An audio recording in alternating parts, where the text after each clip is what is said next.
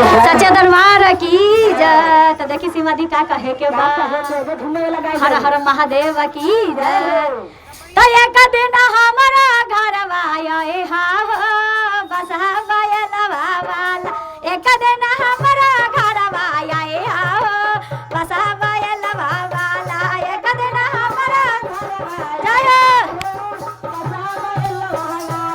एक दिन हमारा घर आए हा बसा बयलवा वाला। एक दिन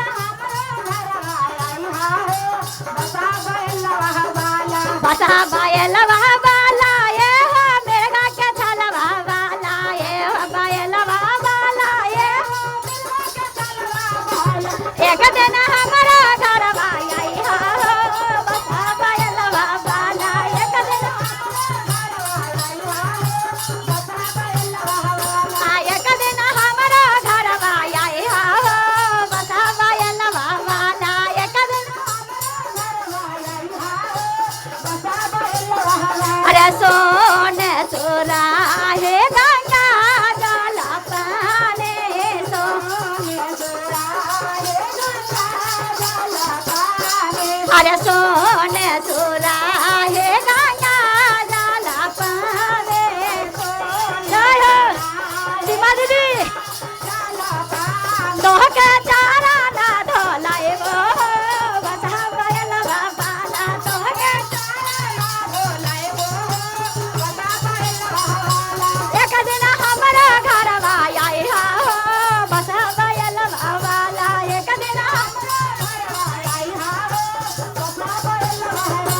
एक दिन हमारा घर आए हा बसा बयलवा वाला। एक दिन सीमा दीदी दीदी सबके बोलावे के बाद महादेव के अपना अपना घरे तो कस के एकदम ताली बजा देवे के बा। प्रेम से बोलिए शंकर भगवान की। तो एक दिन हमारा घर आए हा बसा बयलवा वाला। एक दिन बसा बयलवा वाला ये हो त्रिशूल डमरुआ वाला। ये हो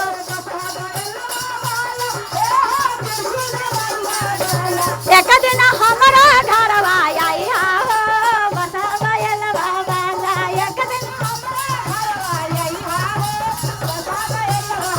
अरे जाए के बाराहिया घर से चौकिया ले आवाने।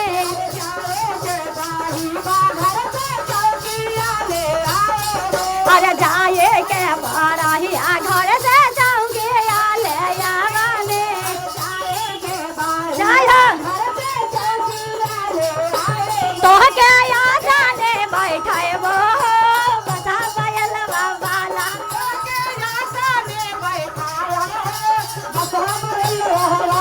तोह के आजाने लगाए वो बसा बयलवा वाला।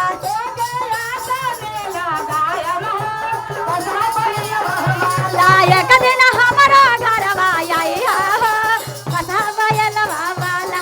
एक दिन एक दिन हमारा घर आए हा बसा बयलवा वाला। एक दिन एक दिन हमारा घर आए हा त्रिशूल डमरुआ वाला।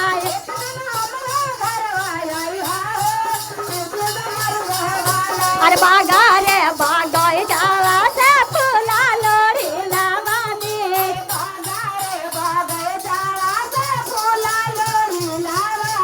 अरे बागा रे बागाई जावा से फूला लोरी लावानी।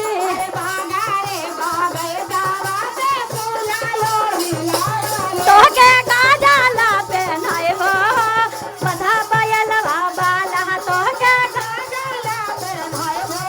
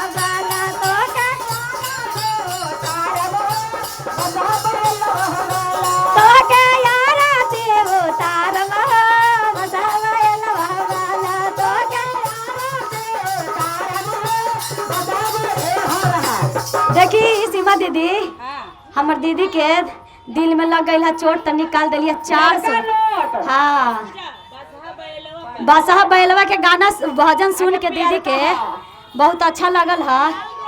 तो दीदी हमर बहुत खुश होकर के ढेर सारा दान दिली है 600 रुपया।